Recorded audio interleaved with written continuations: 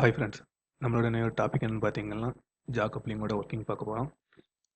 வாங்க வீடியோக்குள்ளே போகலாம்.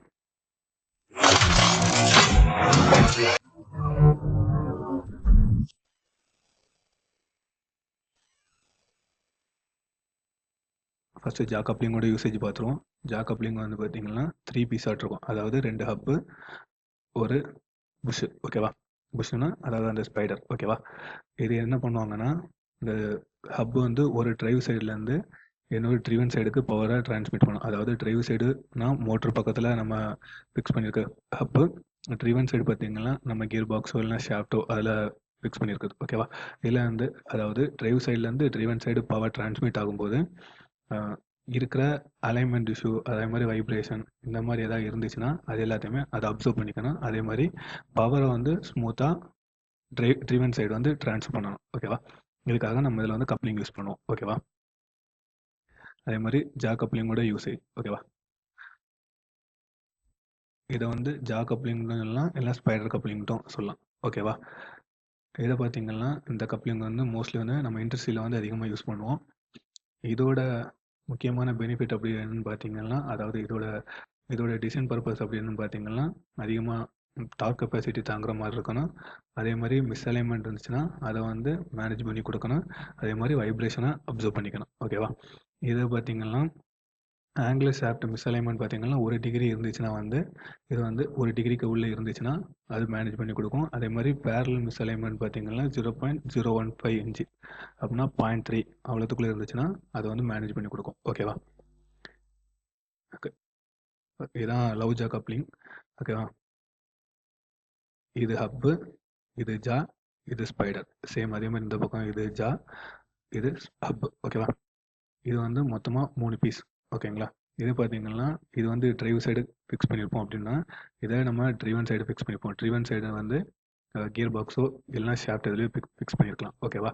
இந்த ஜா வந்து இந்த மூணும் ஒரே இதாட்டு ஃபிக்ஸ் ஆகும்போது எப்படி இருக்கும் அப்படின்னு பார்த்தீங்கன்னா, ஒரு ஜா இந்த ஸ்பைடரோட இந்த ஒரு எண்டு, அடுத்தது இன்னொரு ஜா, அதாவது இந்த ஸ்பைடரோட ஒவ்வொரு கேப்புக்குள்ளேயும் அந்த ஜா வந்து ஃபிக்ஸ் ஆகிருக்கும். ஓகேங்களா?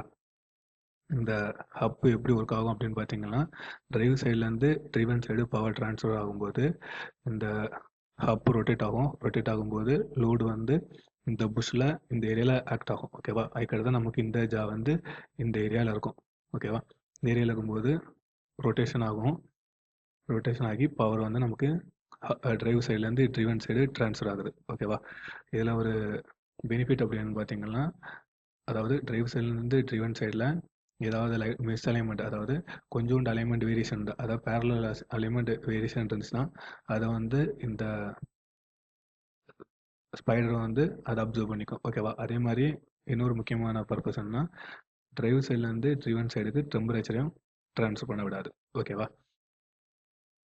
இதில் அட்வான்டேஜ் அப்படின்னு பார்த்தீங்கன்னா, இந்த லவ் ஜா கப்ளிங்கில் அட்வான்டேஜ் எப்படி என்னன்னு பார்த்தீங்கன்னா, ஆங்குலர் மிஸ்அலைன்மெண்ட்டும் பேரலல் மிஸ்அலைன்மெண்ட்டும் பெஸ்ட்டாகவே ஹேண்டில் பண்ணும். அதே மாதிரி இதோட டார்க் அவுட்புட் எஃபிஷியன்சி நல்லாவே இருக்கும். அதே மாதிரி எக்ஸலண்ட் கெமிக்கல் ரெசிஸ்டன்ஸ் இருக்குது. ஓகேவா? டிஸ்அட்வான்டேஜ் அப்படின்னு பார்த்தீங்கன்னா, இது வந்து வெரி ஹை ஸ்பீடில் வந்து நம்ம யூஸ் பண்ண முடியும். பட் ஆனால் இதோட டார்க்கு டிகிரி, அதாவது 0.5 டிகிரி ஆங்கிள் வேரியேஷன் இருந்துச்சுன்னா நம்மளோட ஸ்பைடர் வந்து டேமேஜ் ஆகிறது வரைக்கும். ஓகேவா?